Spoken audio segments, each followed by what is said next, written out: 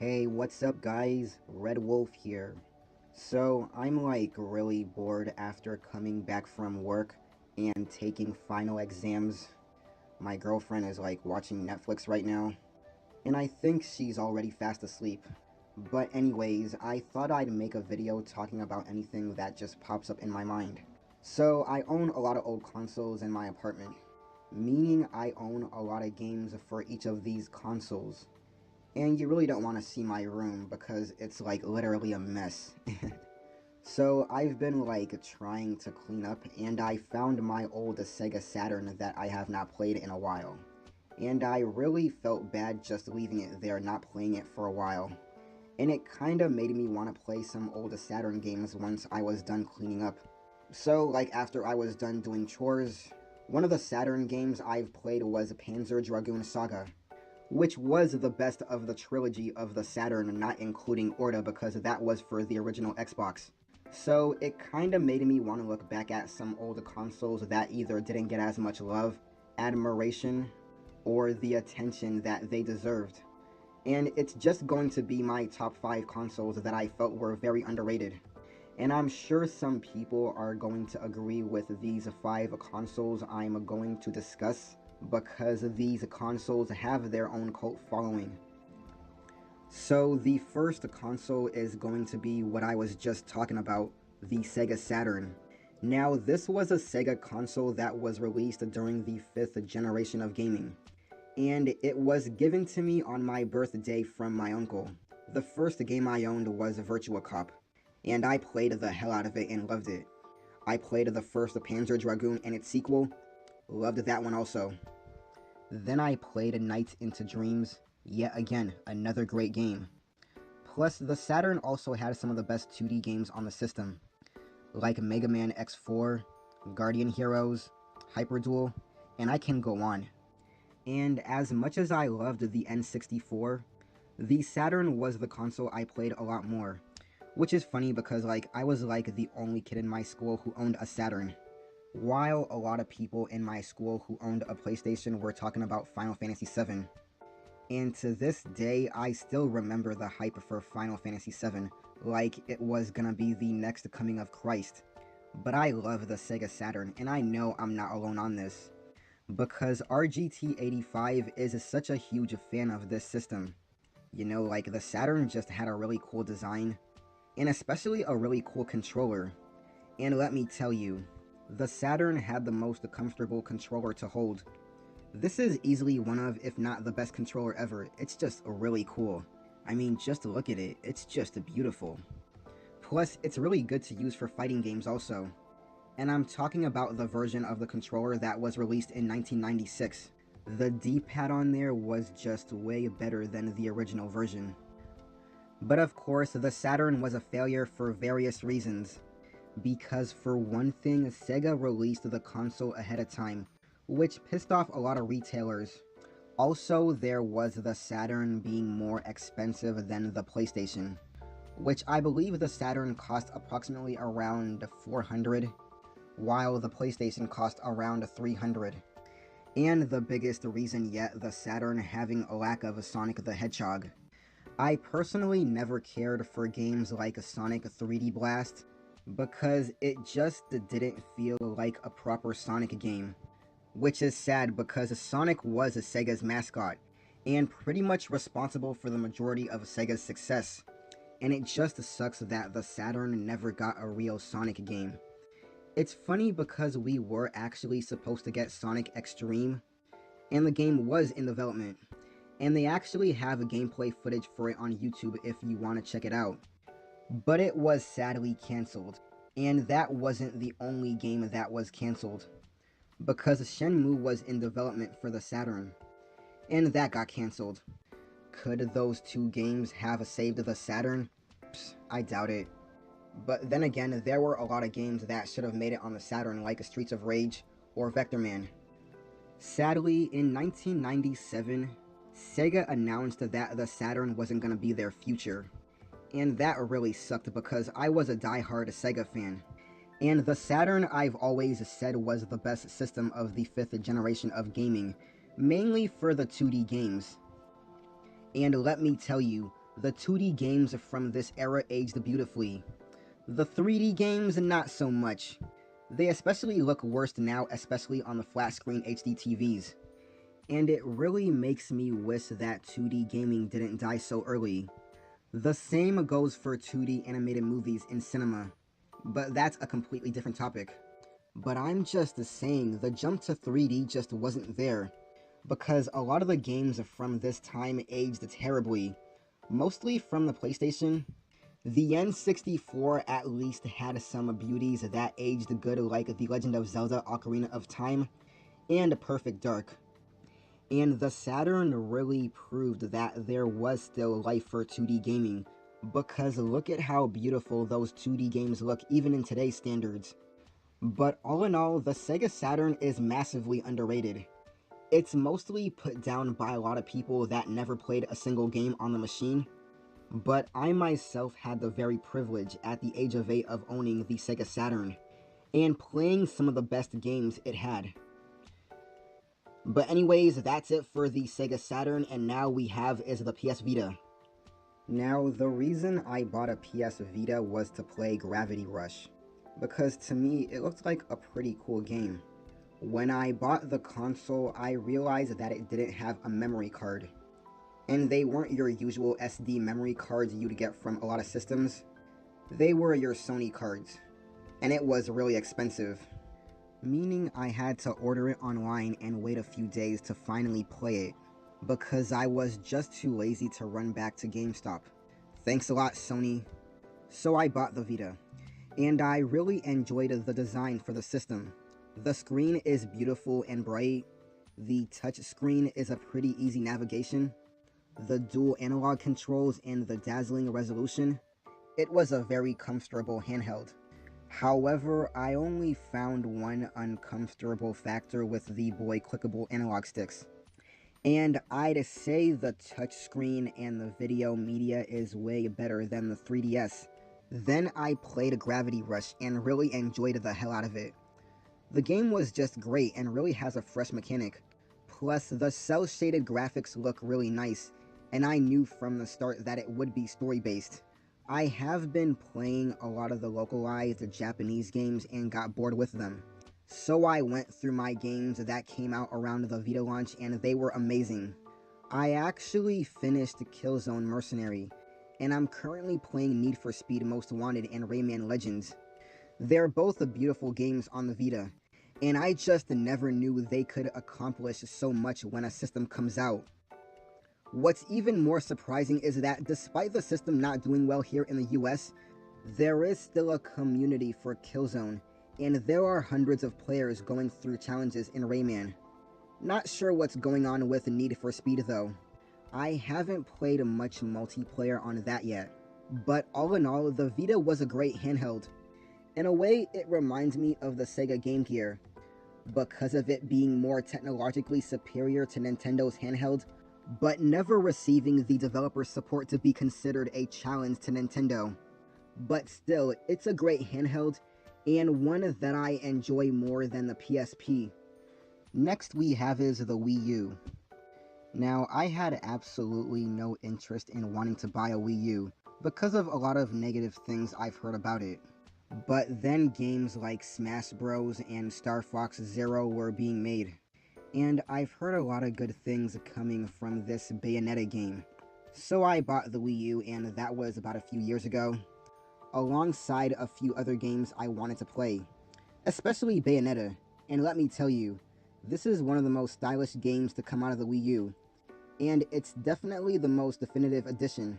While the punishing difficulty may be a bit of a turnoff to some, its confident female protagonist, superb fighting system, and large sense of style makes this a must-play for gamers who love their action fun and rewarding. Definitely one of the best hack-and-slash games of all time. Still not better than Devil May Cry.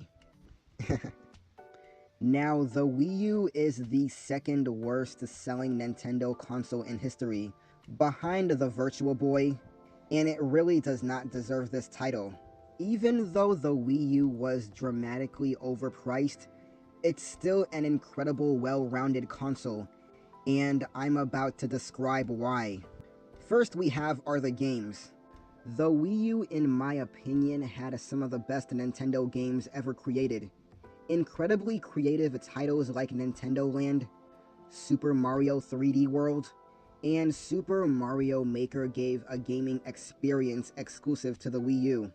Casual gamers really enjoyed Yoshi's Woolly World and Paper Mario Color Splash. Meanwhile, hardcore Nintendo fans were pleased with Mario Kart 8, which is one of the best Mario Kart games in my opinion. You also had Smash 4 and Splatoon. The games made the console, and the Wii U was not lacking in that department. Next we get is Wii compatibility.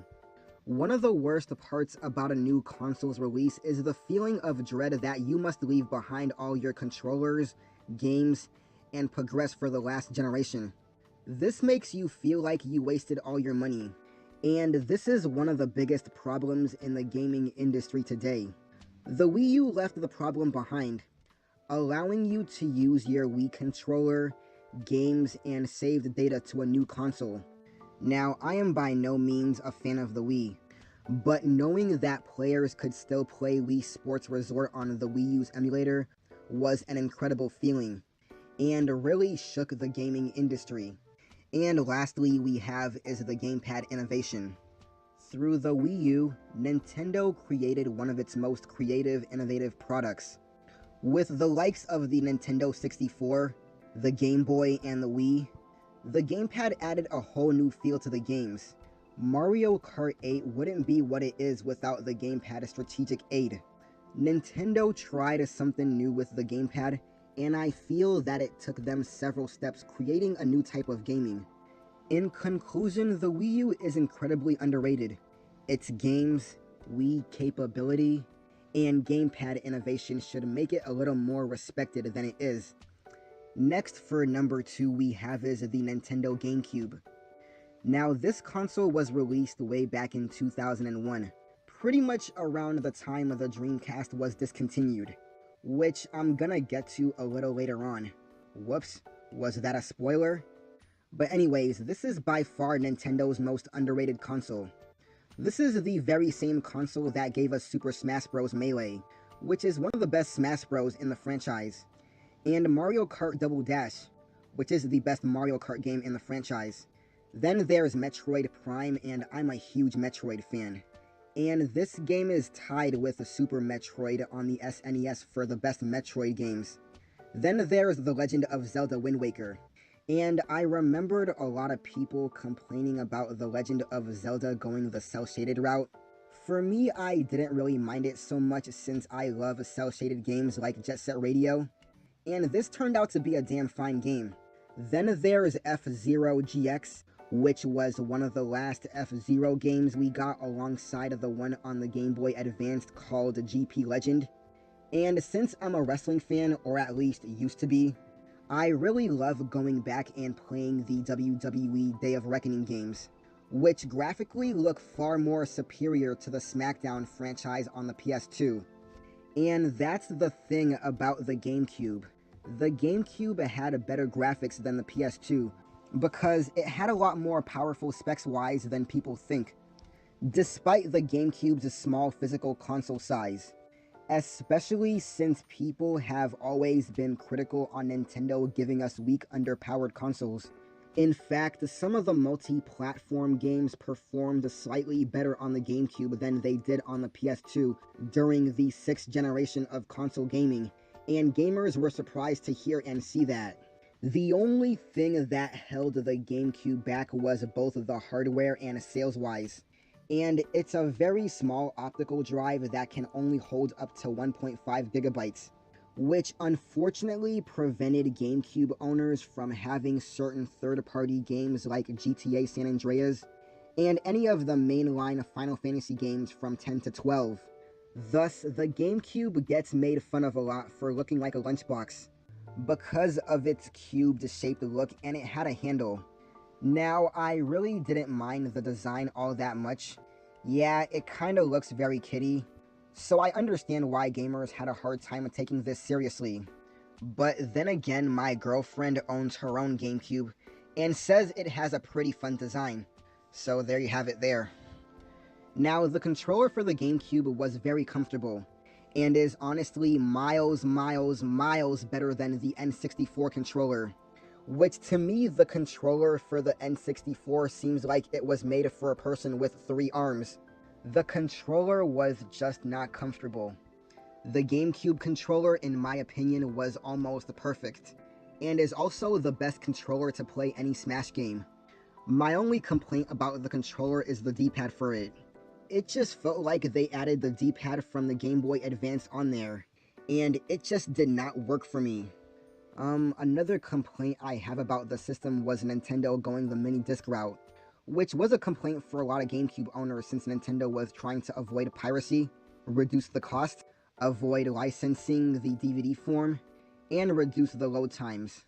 Like I said, they only held about 1.5 gigabytes though, so it did not store as much information as DVDs. Still, I think people underestimate the GameCube's compatibilities, because it was a pretty powerful piece of hardware that featured a lot of great games. And last but not least, you all saw this coming. The Gizmondo, nah, I'm joking, the Sega Dreamcast. $99.99. Oh man, I still remember saving up my allowance as a kid to buy the Dreamcast at my local Blockbuster store, and spending hours playing this damn thing. Now what can I say about the Dreamcast that hasn't already been said? And I think I've already done a video like this a while back talking about how underrated the Dreamcast was, and it was pretty much me talking through a Google Talking Voice during my early days of YouTube. In some ways, I don't think it's underrated because of the cult following it's gotten over the years, but I'm just gonna say it was underrated because it was a damn great console, but was so short-lived. Now, it's a damn shame the console was a failure mainly due to Sega's reputation, and the hype surrounding the PS2 because the PS2 was rumored to being this really powerful system, which wasn't really the case, but was ultimately the reason Microsoft entered the gaming realm, because they were afraid that the PS2 was gonna be more powerful than the PCs, which it really wasn't. But also the hype for the PS2 was mainly because it was gonna be backwards compatible and could play DVDs. Now, back then, it was a pretty big deal because DVDs were still relatively new around that time, and very expensive. I believe around the time they cost around $700 to $1,000, and this was way back in the year 2000. But because the PS2 could play DVDs and cost around the $300 range, it made gamers want to get the PS2 mainly for that. So the hype behind the PS2 was real, and I remembered way back in the day nobody cared about the Sega Dreamcast, because all I could hear was PS2, PS2. Yeah, it's funny how people say they love the Dreamcast now, but back in the day, nobody wanted one. And it's just too bad that we missed out on what could have been due to stupid consumers and retailers. I actually remembered back in the day, idiots at Toys R Us and Best Buy didn't even want to try to sell the Dreamcast. They didn't even have the PS2s in stock, and they didn't even have the Dreamcast demo running Soul Calibur or anything. And don't get me wrong, I love the PS2, but the Dreamcast was no slouch because the Dreamcast still had the edge in a couple of categories. For one, it was easier to develop for, 2, high resolution graphics, 3, better display of colors, 4, the modem, and 5, it played the most arcade-based fighters better than the PS2. It could even play online, and was one of the first consoles to do it. Yeah, I know the Sega Saturn supported online, but very few games supported it, and you had to have had the Sega Net dongle purchased separately in order to do it. The Dreamcast, in my opinion, perfected online gaming, which is why the console is often known for being ahead of its time, because look at how popular online gaming has become. Because you could play online, it meant that you could play certain games online like Phantasy Star Online and Quake 3 Arena. And speaking of games, the Dreamcast had a lot more great games. Usually if a console failed, they would only have a few great games, but the Dreamcast had so many great games, and it's no joke. You had Sonic Adventures 1 and 2, which were the two Sonic games that perfected the Blue Hedgehog in the 3D world. Then you had Shenmue 1 and 2. I couldn't really get into the game because I'm not into open world games, but graphically, the game was very revolutionary. You had a Power Stone 1 and 2, which are two fun games, and one franchise I wish Capcom would revive. Then there's Jet Set Radio, or Jet Grind Radio, whatever you want to call it. I really love this game, especially its sequel on the original Xbox. The game just had an awesome soundtrack, the cel-shaded graphics are beautiful, which makes this game timeless. You had Crazy Taxi, Soul Calibur, Resident Evil Code Veronica, Skies of Arcadia, and many more. And for Sega's last console, it sure went out with a bang. The Dreamcast also has a very nice design. It looked very similar to the original PlayStation, but to me, it looked way cooler. The controller, however, I'm not a huge fan of, especially when you're trying to play Quake 3 Arena. Not the best controller because of it only having one joystick. It also came with the VMU, which is a memory card that had a D-pad and buttons where you can play mini games on there. To me, it didn't make the Dreamcast all that much better, but it was a pretty cool little addition to add to the Dreamcast. The Dreamcast should have been a viable competitor to the PS2, the Xbox, and the GameCube, because it seemed like Sega were finally getting things right after the whole debacle with the Sega Saturn. But it wasn't, especially when the PS2 stomped all over the Dreamcast in sales, which meant that Sega had no chance surviving in the 6th generation of gaming. Like I said, the hype behind the PS2 was real. Sony just had more overall memory and a DVD player. And more importantly, all the hype and the third-party support. Now Sega is pretty much dead, and all that's left are what-ifs. Depressing, yeah, but they did go out with a bang. And left a lot of great memories. And that's pretty much it. So yeah, I just wanted to ramble on and just talk about my most underrated consoles. I think I've seen a YouTuber do a very similar topic like this, and I think all the consoles I named were on his list. But anyways, let me know what you thought of these consoles. Did you think they were underrated? And what's your most underrated console? Let me know down below. This is Red Wolf signing out, and I'll see you next time. Peace.